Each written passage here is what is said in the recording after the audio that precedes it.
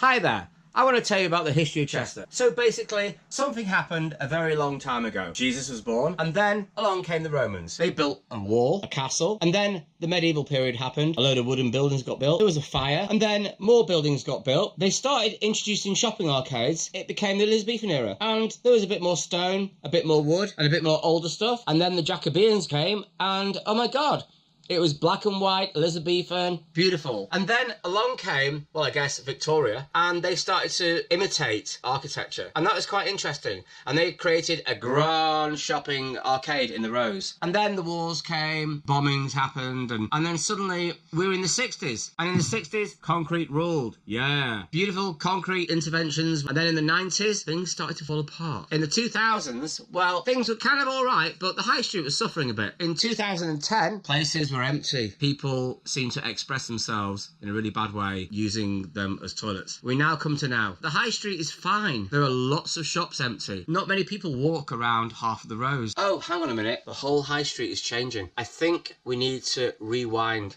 So, although it didn't get it, it was nominated. What are we talking about? The Rose. Why are we talking about the Rose of Chester? Because they were nominated for UNESCO heritage status. Now, they may not have passed it, but I tell you one thing, they started, apparently, the beginnings of shopping centres. Chester. Nowhere else in the world, ever. The first one here, right now. This project is about finding a gem, because everybody's forgotten about it.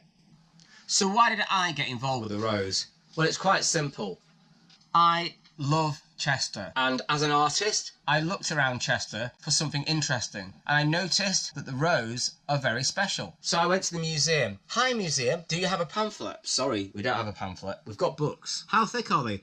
They're quite thick. Thick as in very good, very accurate. But if I was a visitor, can I have a pamphlet? Can I have a pamphlet? Can I have a pamphlet? No, you can have a pamphlet about the walls, maybe the cathedral, maybe the whole town. But what about the Rose? I've heard that the Rose are possibly the first ever shopping centre. Can I have a pamphlet? Can I have a pamphlet? And it was started in like 1300s. The lady said, yes, it's true, we should have, but we don't. So I walked out of there and I punched the air. Can I have a pamphlet? Can I have a pamphlet? And I swore, and I decided that I was going to change that, because the Rose of Chester are very important to the whole of civilization. You wouldn't have New York, you wouldn't have shopping centres in London, you wouldn't have the Trafford Centre without the beginning. First ever centre of shopping. A lot of people think it might have happened right here in Chester. So my project is very simple. I want to bring people back into the Rose. The history of now, the past, present, the future. I want to capture the cultural aspects, because no one has been documenting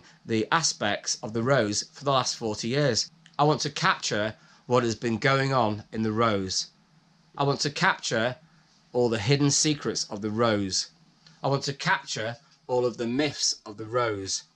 I want to capture all of the people's experiences of the Rose. I want to capture the experiences of tourists far and afield of the Rose. I want to capture something that I can't see, because when I walk around the Rose at the moment, all I feel is something which is dying, and we need to do better than that. Can I have a pamphlet? Can I have a pamphlet? Can I have a pamphlet?